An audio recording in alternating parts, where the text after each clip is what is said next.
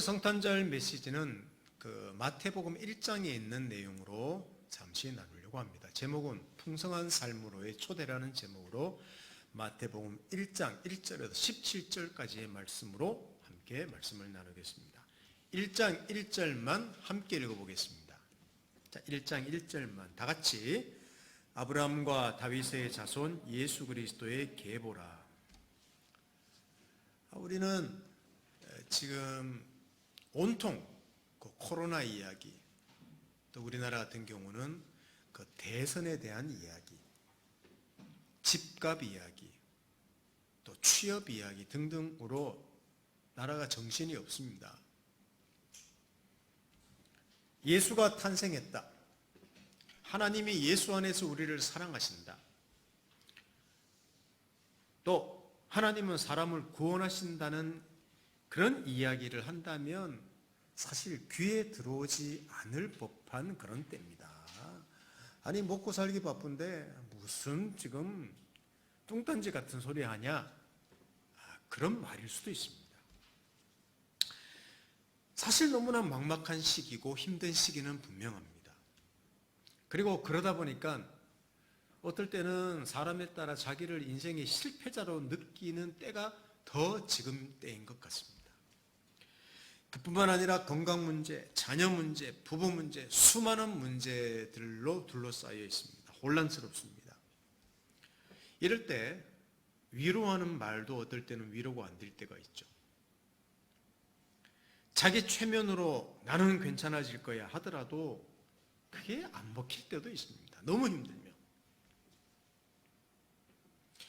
솔직하게 말하자면 기독교인이라고 해도 저는 예외는 아니라고 생각합니다. 하나님이 우리를 사랑하시고 아들을 주셨다고 하더라도 그래서 어쩌란 말인가? 힘든데, 힘들어 죽겠는데 그게 저도 그렇고 여러분도 저는 별반 차이가 없을 것이라고 생각합니다. 설교를 들어도 성경을 읽어도 옛날 이야기 같습니다. 큰 감동이 없습니다. 늘 그냥 힘들게 사는 사람에게 주는 충고나 교훈 정도로 들리기 때문입니다. 그런데 정확하게 말한다면 성경은, 복음은 우리에게 이렇게 살아라, 저렇게 살아라, 그러면 행복해질 것이다 라는 충고나 교훈 정도가 아니라 하나님께서 우리를 위해서 이미 어떤 일을 하셨느냐, 바로 그 우리를 위해서 일하시는 하나님은 누구시냐, 그것을 선언하는 내용이 성경의 내용입니다. 자, 힘들 때 여러분 주변 사람이 자꾸만 야 그래 너 힘내봐, 이거 해봐봐 저거 해봐봐 자꾸만 교훈을 하면요 처음에는 고마운데 짜증이 나요. 그러나 누가 나를 위해서 이미 어떤 일을 해놓으셨다는 그 사실을 자꾸만 말해주면 왠지 모르게 거기에 기대입니다. 그리고 기대합니다. 이게 바로 성경의 내용이기 때문에 오늘 그 말씀을 좀 드리려고 합니다. 오늘은 예수님의 족보 이야기인데 그 족보 이야기를 왜 했는가 하면 예수님의 나심은 이렇다 그러고 적으면 되는데 족보 이야기를 지루한 이름들을 말한 이유는 예수님에 대한 이야기는 역사적인 사실이라는 것, 우리를 위해서 하나님이 역사 가운데 이미 어떤 일을 하셨다는 사실을 보이고자 마태는 이 족보를 기록하고 있습니다. 오늘 제가 전할 내용은 그 팀 켈러의 예수라는 책을 제가 읽으면서 참 축복이 되었다 그래서 거기 있는 내용들을 좀 중심으로 말씀을 전해드립니다. 첫 번째로 말씀드리고 싶은 것은 이 족보, 오늘 제목은 흠투성이 인생을 초대하신다고 제가 제목을 적어봤는데 왕의 족보입니다. 하나님 아들의 족보입니다. 그리고 옛날에는 이 족보는 그 사람의 이력서였다고 합니다. 우리도 지금 그러죠. 나 뭐 무슨 김씨 가문, 이씨 가문 몇 대 손이다. 이게 전부 다 이력서 비슷하게 자랑이듯이 명예듯이 옛날에는 더더욱 그랬습니다. 그런데 이 족보에 불리한 내용이 있다면 분명히 뺄 겁니다. 왜냐면 이력서인데. 근데 오늘 예수님 족보에는 마태가 여자 이름을 5명이나 기록하고 있는데 당시 가부장적인 고대 사회에서 여자 이름을 적는다는 것은 상당히 이례적입니다. 거의 없기 때문입니다. 그리고 이 족보에 실린 여자들 대부분은 이방 여인이었습니다. 다말과 랍이라는 여인은 가나안 여인이었고 룻이라는 여인은 모압 여인이었고, 그러니까 고대 유대인들에게는 이 이방 여자라고 하는 것은 사실은 부정하게 취급했던 여자들인데 이 사람들이 예수님의 족보에 들어있습니다. 자, 더 충격적인 내용을 보십시다. 우리 성경 마태복음 1장 3절과 5, 6절을 한번 보십시다. 자, 여기 앞에 보시면 나옵니다. 마태복음 1장 3절과 5, 6절 제가 읽어 드릴 테니까 좀 읽어도 무슨 내용인지 모를 수 있습니다. 그 역사적 배경을 모르면. 유다는 다말에게서 베레스와 세라를 낳고 베레스는 헤스론을 낳고 헤스론은 람을 낳고 살몬은 라합에게서 보아스를 낳고 보아스는 룻에게서 오벳을 낳고 오벳은 이새를 낳고 이새는 다윗 왕을 낳으니라. 다윗은 우리아의 아내에게서 솔로몬을 낳고라고 사람 일들이 줄줄이 사탕처럼 나오는데, 자, 이걸 조금만 말씀드릴게요. 여기 3절에 다말이라는 여자가 유다 사이에서 베레스를 낳았다고 합니다. 세라를. 근데 이 관계가 어떤 관계인가 하면 유다는 시아버지고 다말은 며느리입니다. 가나안 며느리입니다. 두 사람 사이에서 후손이 생겼다는 말입니다. 뭐 그 당시나 지금이나 근친상간이죠. 5절에 라합이라는 여자가 나옵니다. 이 사람은 가나안 땅의 매춘부였습니다.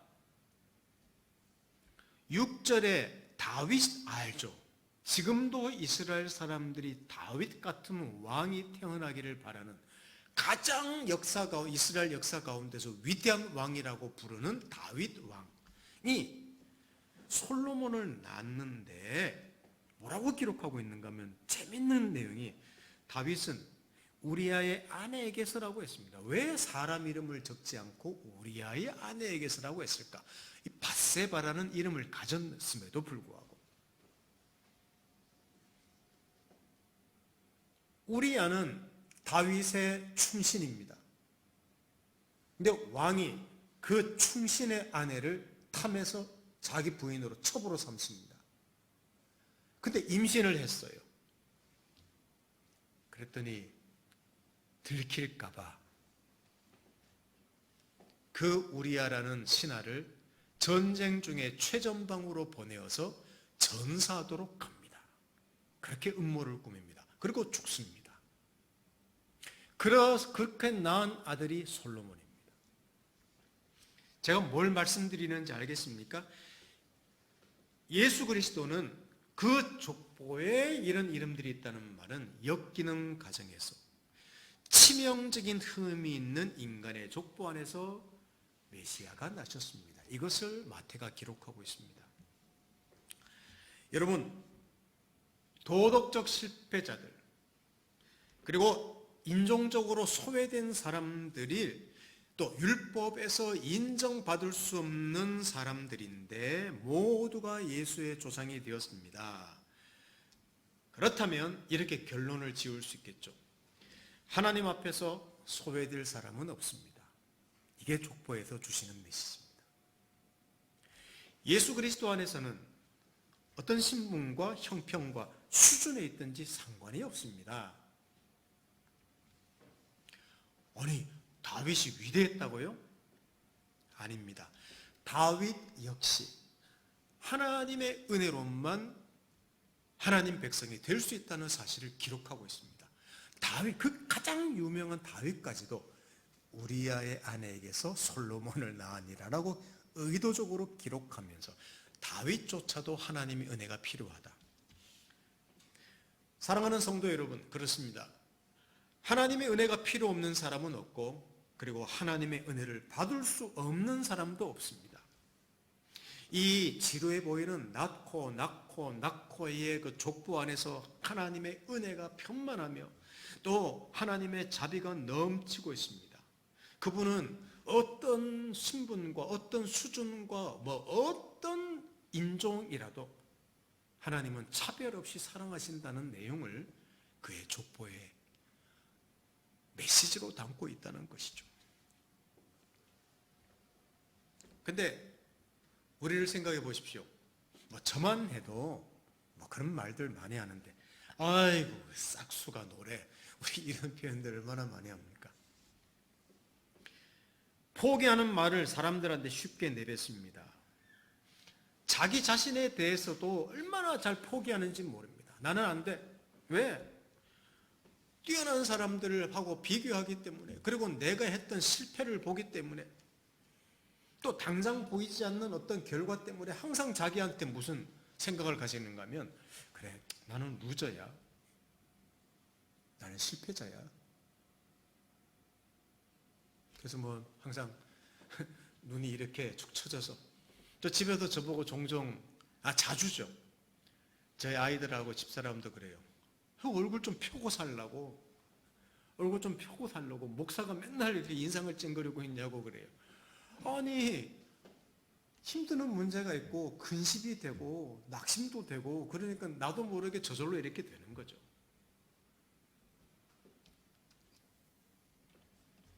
그러나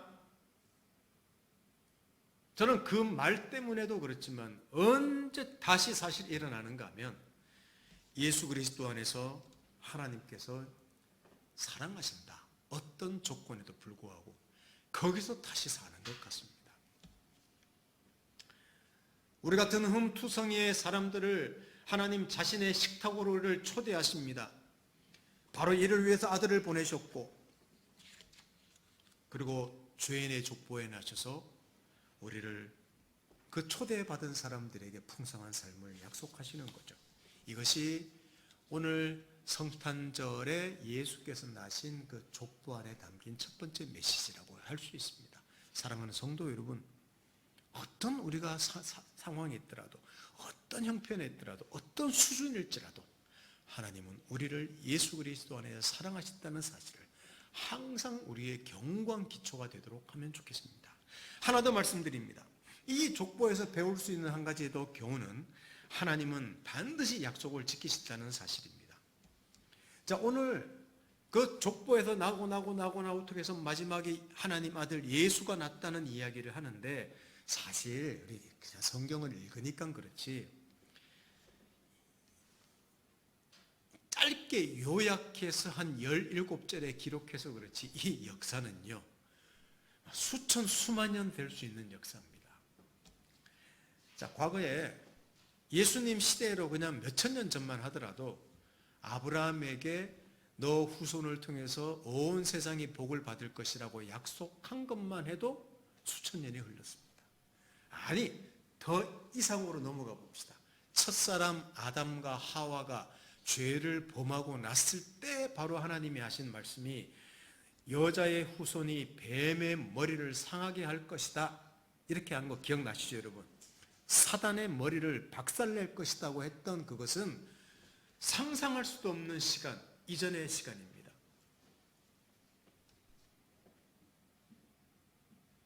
우리 시간표로는 너무나 더뎌서 하나님이 약속을, 사람을 구원하신다는, 사랑하신다는 약속을 잊었다고 말할 수밖에 없는데, 그리고 하나님 일하시는 방법이 도무지 이해가 되지 않는데, 오늘 족보를 보면 이루셨다, 이것을 말하고 있습니다. 그 중간에 여러 사건들을 보면,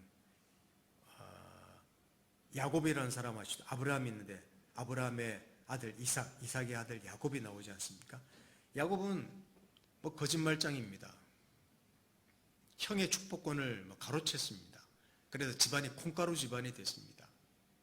그 중에 아까 유다라는 며느리하고의 관계에서 태어났던 그 유다도 야곱의 아들이거든요. 완전 콩가루 집안이에요. 이게 하나님이 택한 백성이래요. 근데 그 가운데서 하나님은 세상을 구원할 일을 하셨다는 거예요.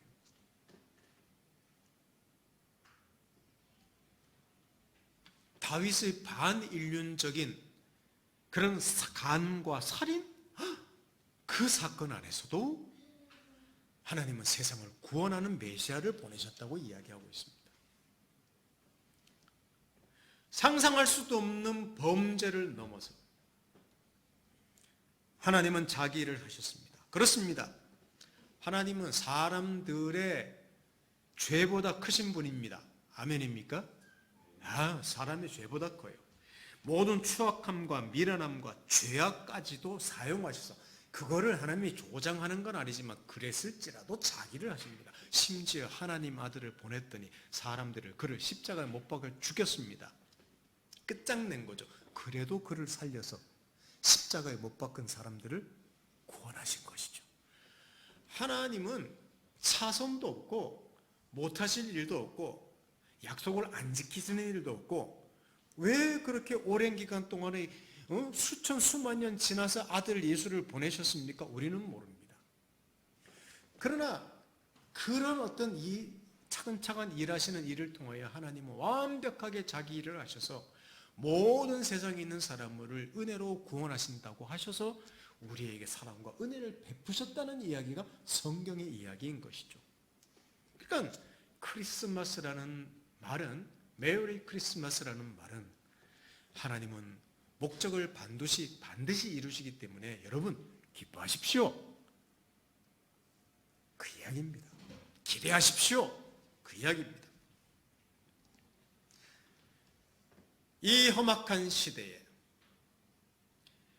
이 험악한 순간과 상황에도 어떨 때는 하나님이 침묵하시는가 같은 그런 때에도 우리는 고개를 들 수 있습니다. 어제는 이상하게 쭉 쳐지는 거예요. 성탄절임에도 불구하고 목사인데도 어제는 교회에서 말씀 준비하는데 쭉 쳐지는 거예요. 온갖 생각이 다 나더라고요. 주로 부정적인 어떤 생각들. 그리고 있는 것이 생각나는 게 아니라 없는 것들이 생각이 나요.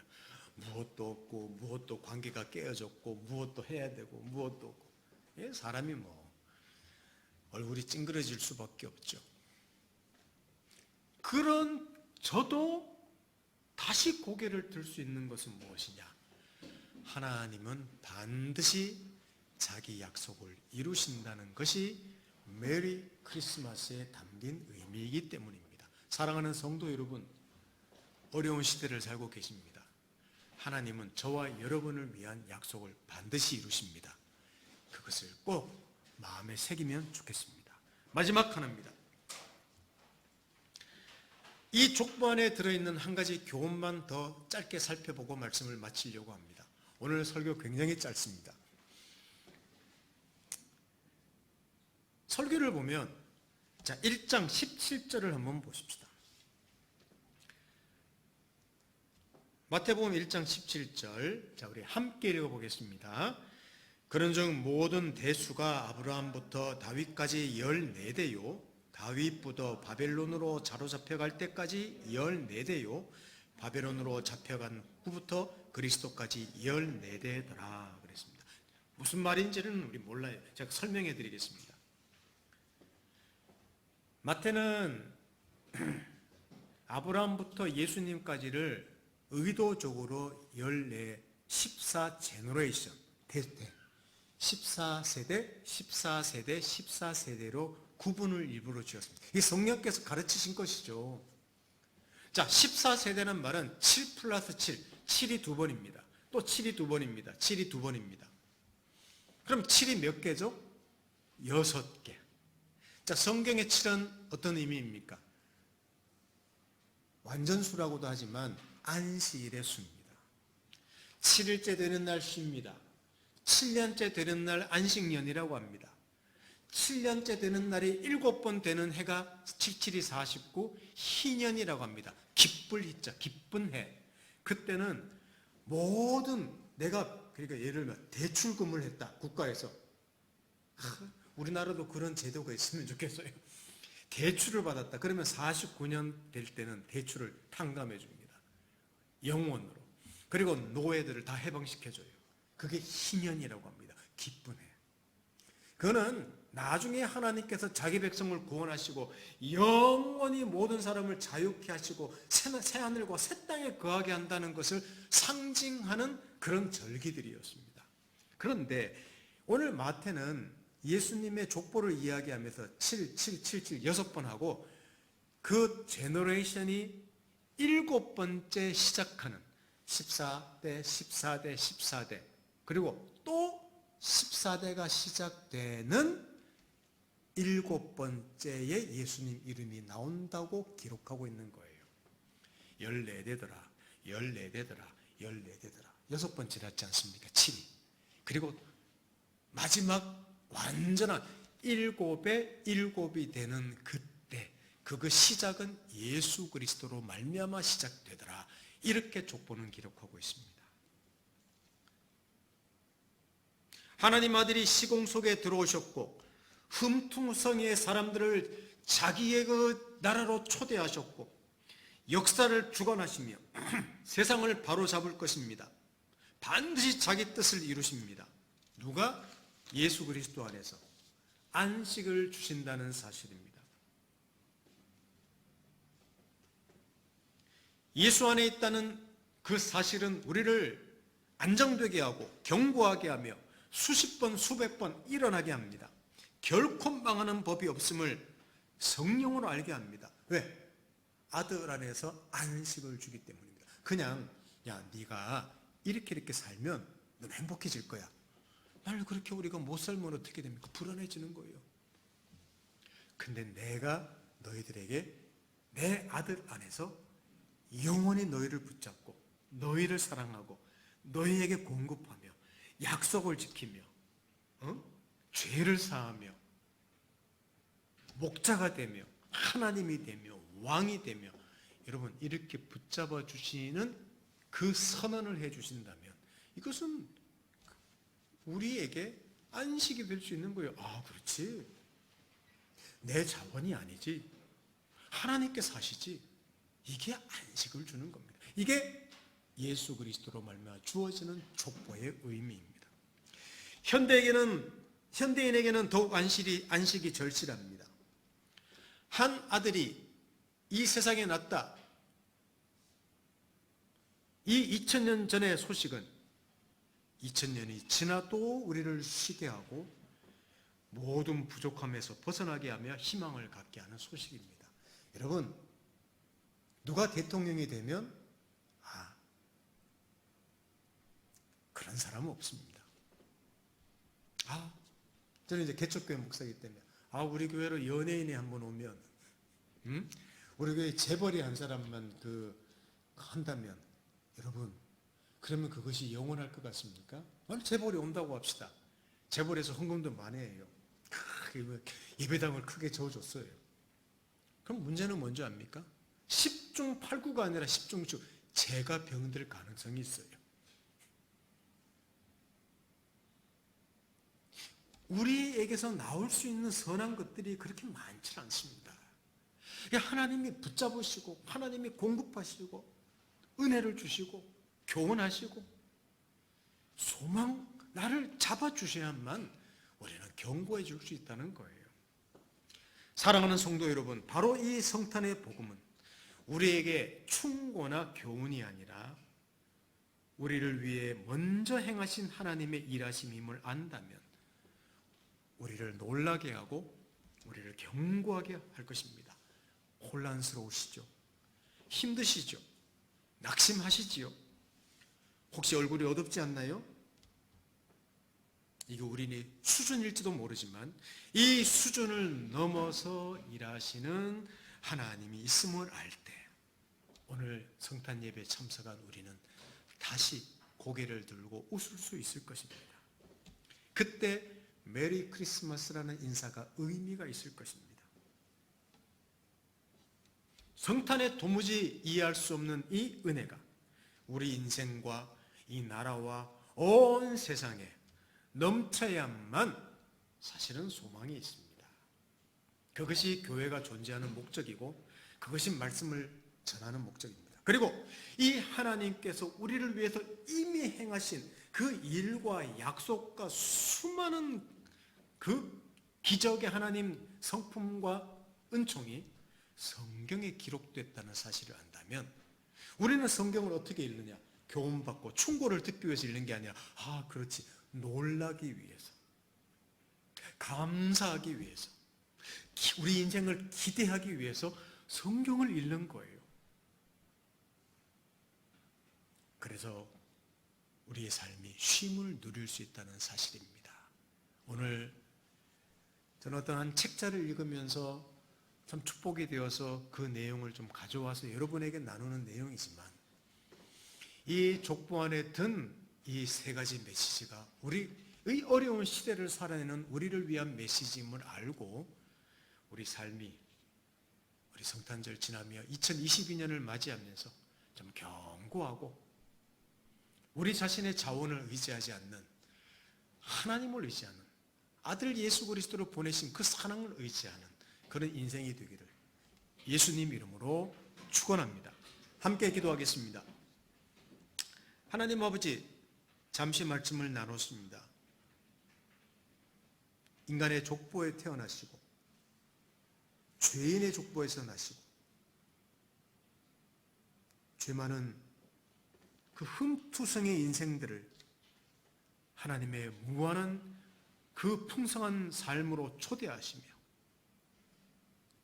우리들을 위해서 반드시 약속을 지키시며 또한 우리에게 영원하고 기름진 넘치는 안식을 주신 예수 그리스도를 보내신 하나님의 사랑을 찬양합니다.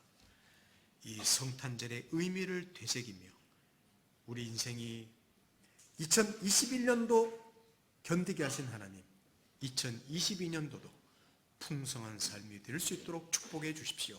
예수님의 이름으로 기도드립니다. 아멘.